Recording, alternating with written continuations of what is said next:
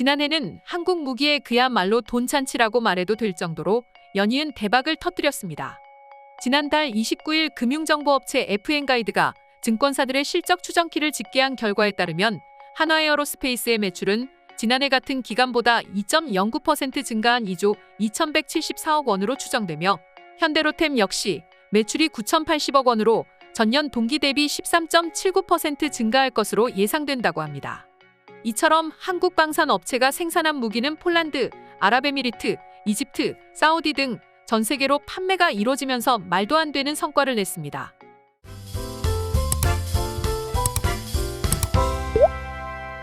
그런데 한국은 여기에 그치지 않고 지금껏 잘 팔리고 있는 무기를 개량하기도 하고 또 새로운 신무기를 개발하기도 하는 등의 노력을 기울이며 계속해서 현재의 성과를 유지 및 발전하기 위해 노력하고 있는데요. 그리고 최근 전 세계를 놀라게 한 소식이 또 하나 전해졌는데 지금부터 자세한 내용 살펴보도록 하겠습니다.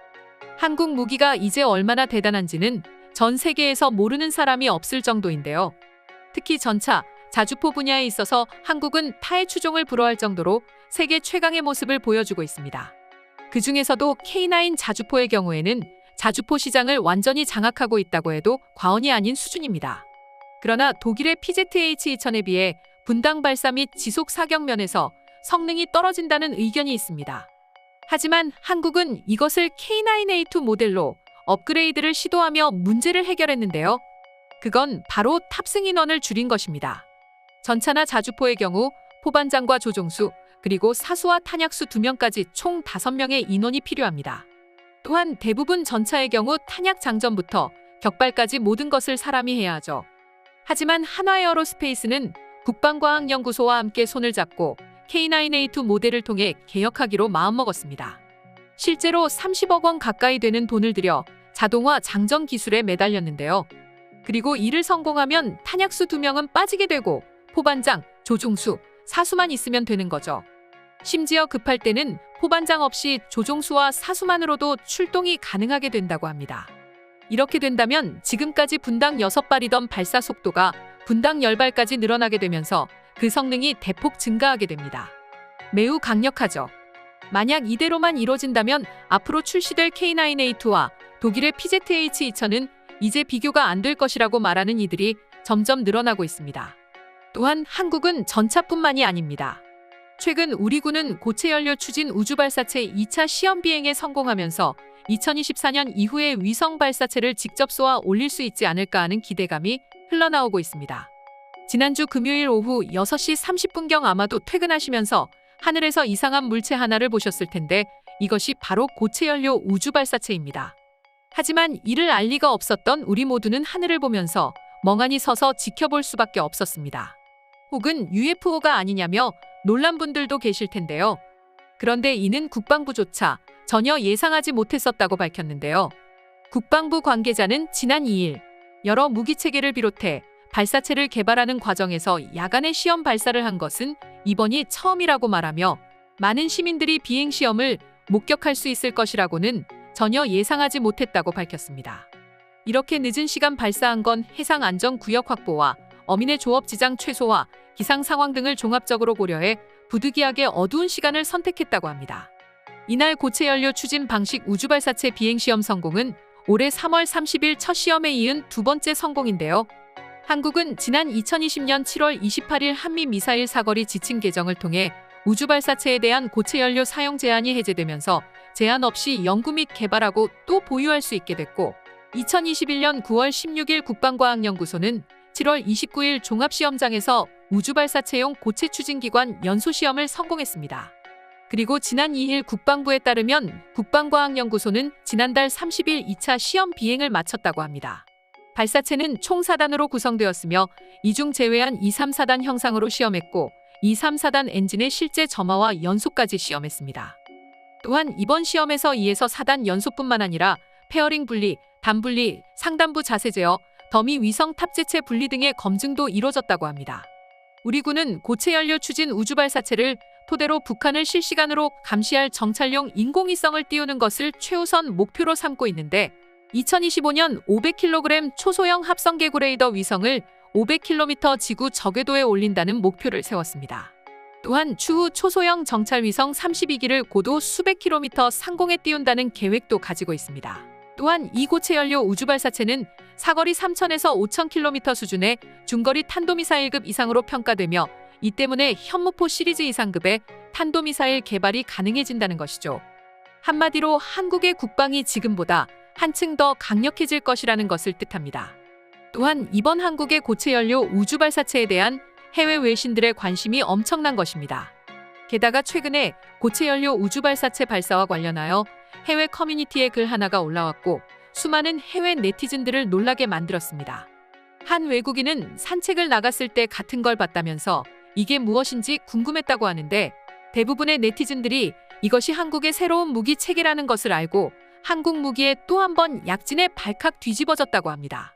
한국이 2022년 이뤄낸 성과는 이뿐만이 아니죠. 최근 일본 매체 트래픽 뉴스는 한국산 4.5세대 전투기는 어때? 2022년 화제가 된 전투기. 소문의 진상이라는 제목으로 기사를 펼쳤는데요.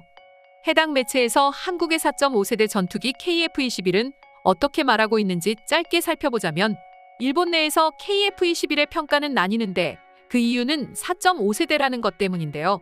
현재 일본을 비롯한 전 세계에서는 F-35 스텔스 전투기를 운용하는데 이와 비교했을 때 한국의 KF-21 4.5세대 전투기는 한 단계 성능이 낮습니다. 하지만 일본의 경우 F-35를 미국에서 수입하지만 한국은 이제 KF-21을 직접 만들어내기 때문에 국내 기업의 이익이 되고 개발과 생산을 통하여 자국 기업을 육성하고 국방력을 더욱 공고히 할 수 있습니다. 또한 자국이 중심이 된 개발 계획 덕분에 해외 수출에도 성과를 낼 수 있고 파생 모델의 개발도 충분히 가능합니다. 특히 한국의 경우 미래의 업그레이드형 개발도 내다볼 수 있게 됐으며 최초의 4.5세대 전투기인 KF-21이 정상 궤도에 오르게 되면 한국은 곧바로 5세대, 6세대 전투기 개발에도 힘을 쏟을 수 있습니다. KF-21의 평가에 대해서는 기체 성능뿐 아니라 한국 공군과 방위 산업의 향후 움직임도 함께 판단해야 할 것입니다라고 하고 있었습니다. 실제로 한국의 KF-21 사업은 한국 스스로 만들어냈으며 또한 이제는 폴란드를 비롯해 유수의 국가들이 이 사업에 참여하고자 눈독을 들이고 있죠. 그 정도로 한국의 무기 산업은 이제 전방위적 발전을 이끌어냈습니다. 때문에 전 세계는 현재 극찬을 아끼지 않고 있으며 한국이 2023년, 2024년 앞으로 꾸준히 성장해 나간다면 미국, 중국, 러시아, 독일과 함께 방위산업 분야에 있어 세계 최고 수준이 될 것이라고 전문가들은 내다보고 있습니다. 이처럼 한국은 무기 하나 만들 수 없는 나라에서 불과 70년 만에 말도 안 되는 성과를 이뤄냈는데요. 때문에 수많은 국가들이 믿기 어렵다든지 한국 무기의 성능을 여전히 의심해왔습니다. 그러나 이제는 해외 여러 나라에서 실전 배치가 되면서 성능은 세계 최고 수준으로 도약했음을 입증했고 이제 외국인들은 인정하지 않을 수가 없게 됐습니다. 그럼 지금부터 관련 해외 반응 자세히 살펴보도록 하겠습니다. 북한이 계속해서 도발을 하고 있다는데 이번에 고체 연료 미사일을 보고 과연? 이라는 생각이 들어 앞으로 북한이 저렇게 선 넘는 도발을 이어갈 수 있을까? 난 아니라고 봐. 진짜 북한은 핵미사일 하나 믿고 저러는 것 같은데 한국의 전쟁을 선포하면 아마도 3일 안에 전쟁은 끝날 것 같아. 그 정도로 한국의 과학기술이 뛰어나거든. 확실한 건 이번 발사 시험이 모두 로켓이 잘 보이는 밤에 이루어졌다는 점이 난 아마도 북한과 무조건 관련이 있을 것 같아. 북한뿐만이 아니라 주변 강대국들에게 하는 말일지도 모릅니다. 그나마 한국에 강하지 않은 분야가 우주과학이었는데 이마저도 이제는 한국이 성공해버렸어요. 그렇다는 건 이제 한국은 무적이라는 소리 아닌가요?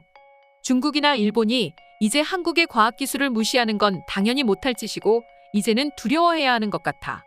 일본은 이제야 전투기를 다시 만들겠다고 강대국들과 손을 잡지만 아마도 한국의 기술력을 따라가지는 못할 것 같아. 유럽의 선진국들이 과연 일본에게 자신들의 기술력을 100% 공개한다는 보장도 없잖아. 한국은 확실히 동북아 정세에 가장 중추적인 역할을 하는 게 아닌가 싶어.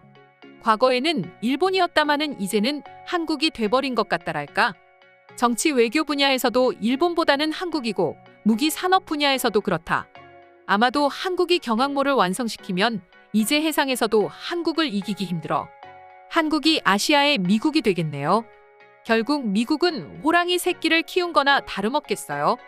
정말 무섭고 또 무섭습니다. 미국은 한국보다 일본에 좀 더 치우친 것 같아요. 그렇다는 건 한국은 혼자 컸다는 거 아닐까요? 이런 무기 산업이 발전할 수 있었던 건 역시나 러시아와의 불곰 사업 덕분이 아닐까 싶죠. 한국은 이제 전차도 잘 만들고 전투기도 잘 만들고 심지어 미사일까지 저렇게 완벽하게 만들게 됐어. 그렇다는 건 참 한국은 모든 분야에서 뛰어나지게 된 게 아닐까 싶은 거야.